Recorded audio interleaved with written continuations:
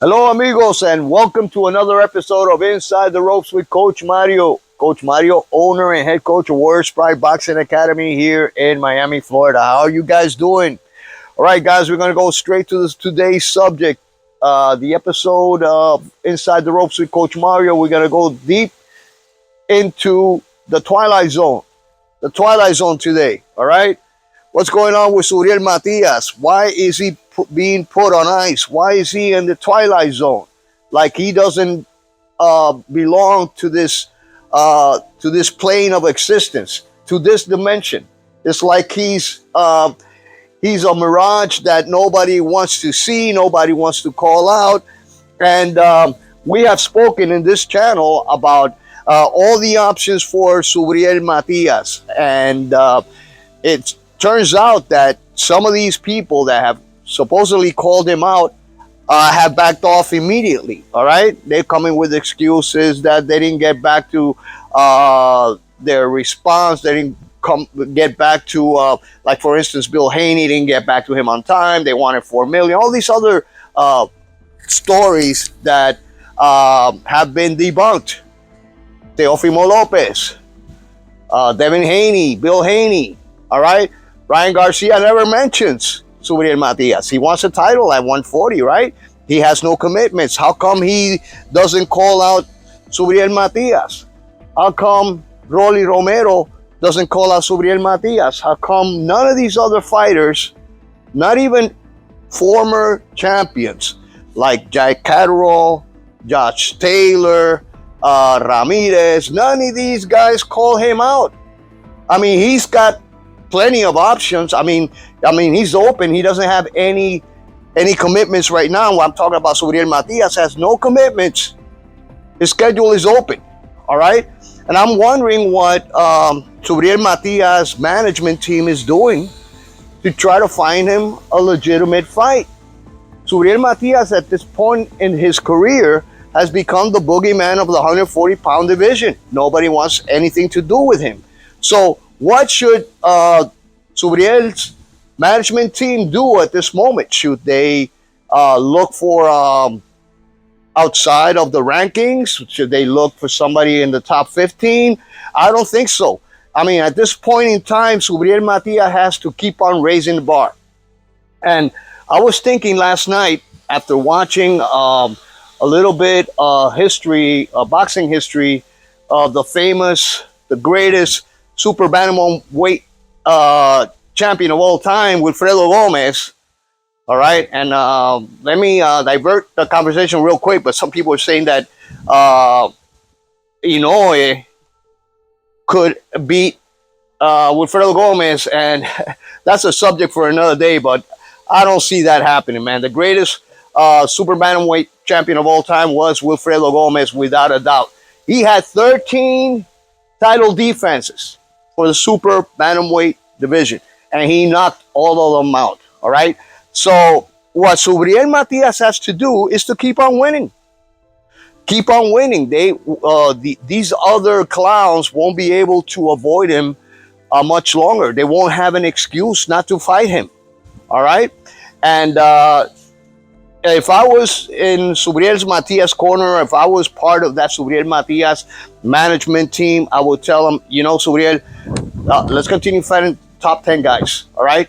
Top 10 guys in our division, top 10 guys that you can pick and choose. And if somebody that you choose to fight backs off, let's make it public. Let's make it public. That way people can understand that they don't want to fight you, that they are scared. Maybe that's a tactic that Subriel can continue to use, because he's been using it for now. He's been calling people names, cowards, pussies, chicken, all this other stuff. But it hasn't worked for these top dogs on that weight division. I was watching the Sean Porter's podcast earlier today, and there's a section. They were interviewing Bill Haney, and Bill Haney, like always, is talking smack, and they're actually laughing at him at the comments he's making. And at a point in the interview, Sean Porter tells him, "I don't believe that. I don't believe what you're saying about such and such fighter." I think they were talking about Bernard Hopkins and and then some other fighters. I think they were talking about Shakur Stevenson when he called Devin Haney out. So this guy has been exposed as a liar, and Sean Porter, continues to tell him, yeah, well, why didn't you fight this guy? Why didn't you fight this other guy? And then Bill Haney says, well, we're here not for the money. We're here for legacy. Legacy, all right? And he goes, that's why we call out Matisse. And they correct him and say, Matisse, oh, Matias.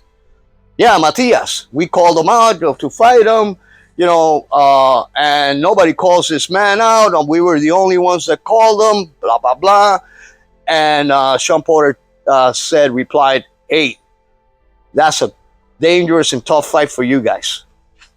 That guy is like Better BF. He's built to take punishment. He keeps on coming and he breaks you down.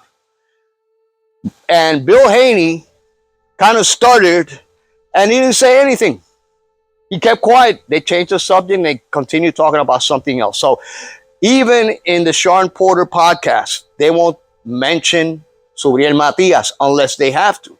In this case, Bill Haney, who was the invited guest, mentioned Matias, and Porter told him, Porter, who's been somebody that's been critical of Matias in the past, just compared Subriel Matias to Arthur Better BF.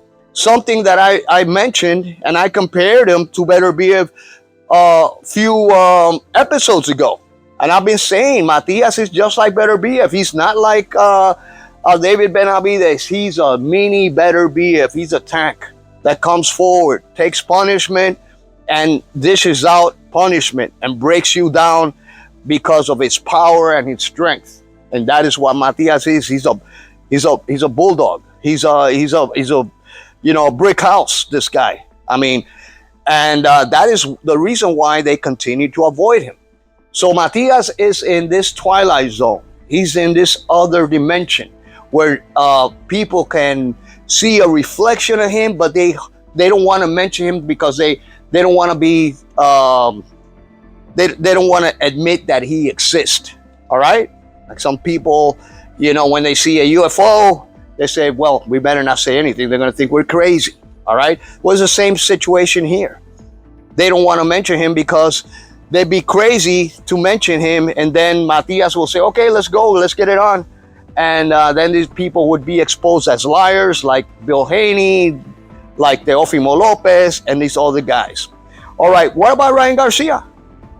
What about Ryan Garcia? Why doesn't Ryan Garcia, who has been turned down by Rolly Romero now, who's going to be fighting Pitbull Cruz, apparently, and everything changes in this division and in the sport of boxing. So what I'm saying right now could change tomorrow. All right, they could go back to negotiate with Ryan Garcia. This might be also a tactic from Rolly Romero in order to make more money. And sometimes they do these things. All right. So for right now, and we're talking about Tuesday, January 23rd. For right now, it seems that Rolly Romero is going to be fighting Pitbull Cruz. It seems that Ryan Garcia is not fighting anybody, that he was hung out to dry, was, just shunned by Rolly Romero, all right? And that looked like a promising fight for Rolly and Ryan in order to make money. But Ryan Garcia has no commitments right now. So why doesn't he fight Subriel Matias? As a matter of fact, let me look in here. I was looking at the rankings in the IBF. Let me look in here. Okay, so there's actually nobody rated at number 1 or number 2.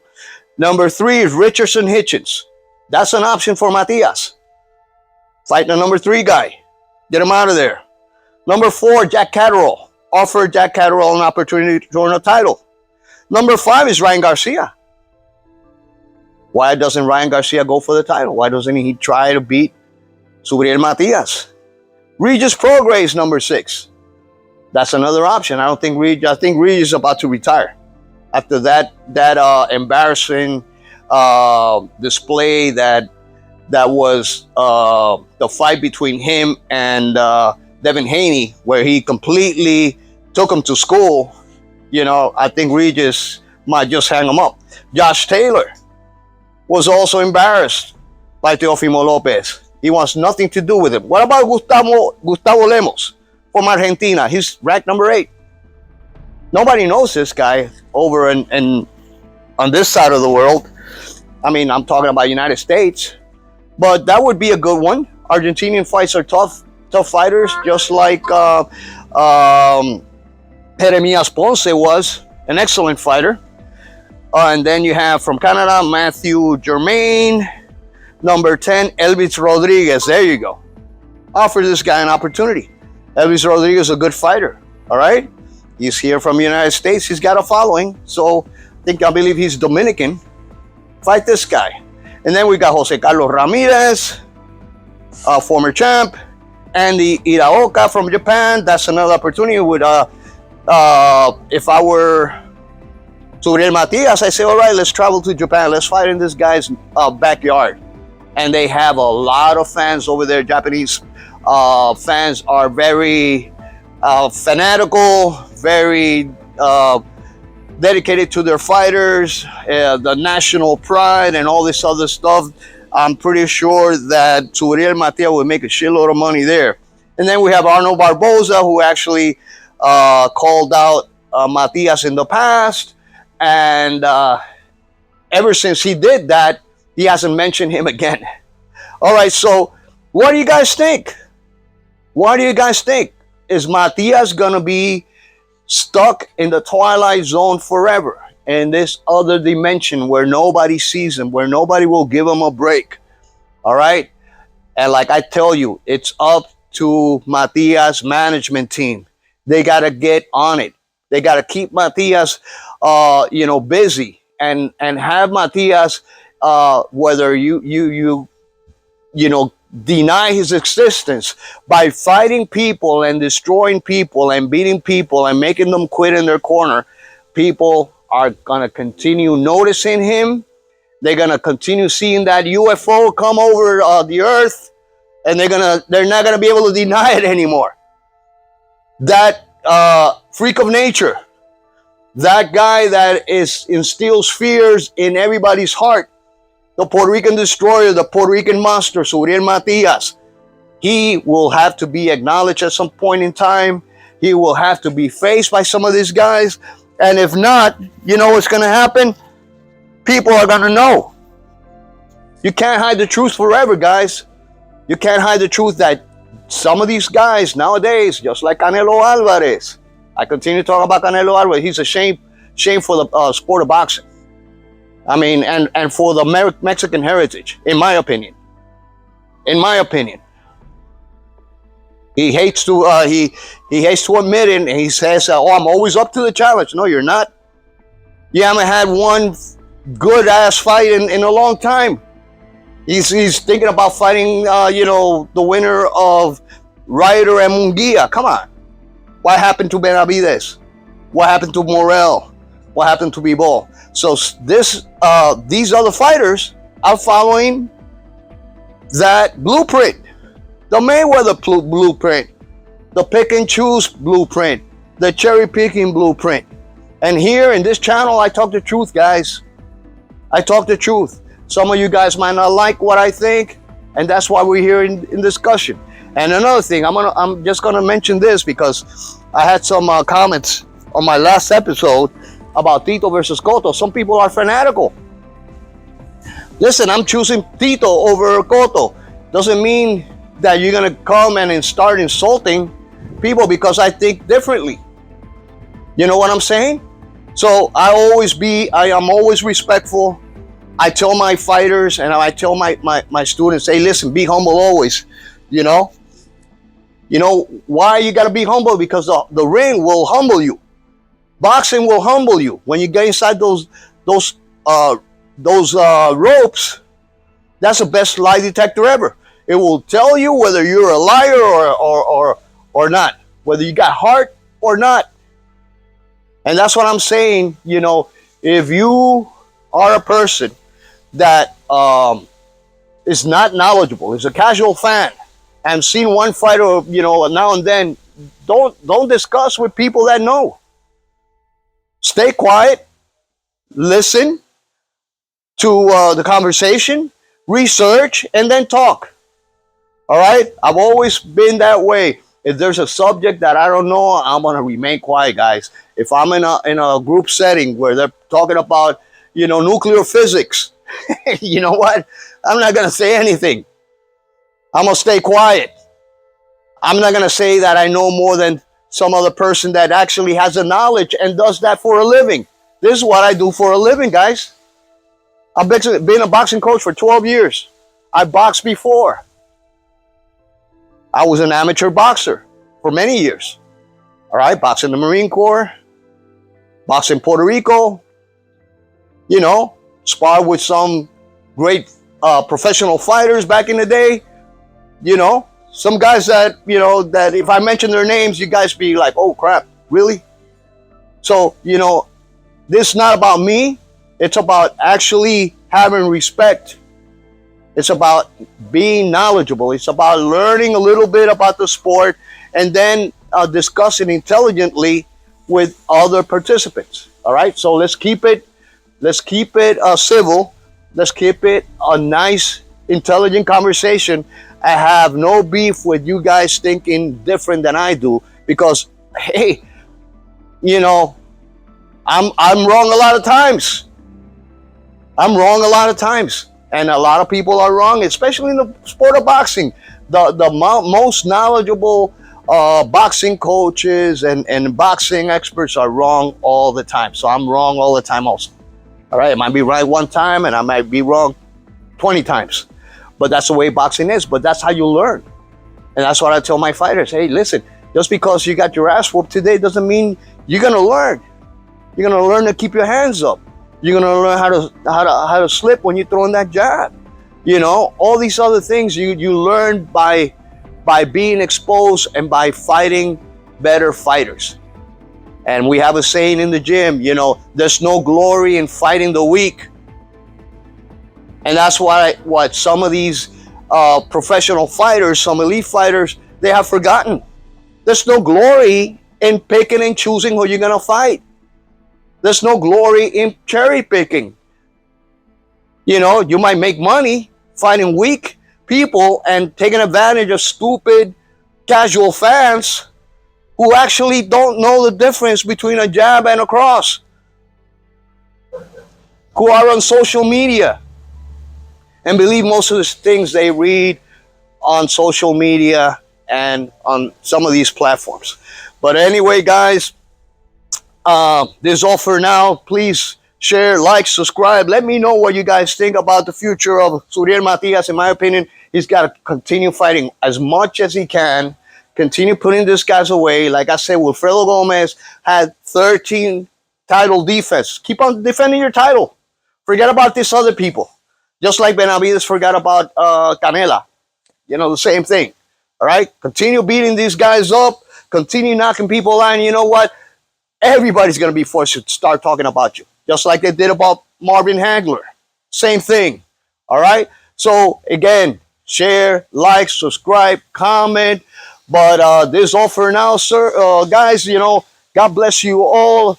This is Coach Mario, owner and head coach of Warriors Pride Boxing Academy, with another episode of Inside the Ropes saying hasta la vista.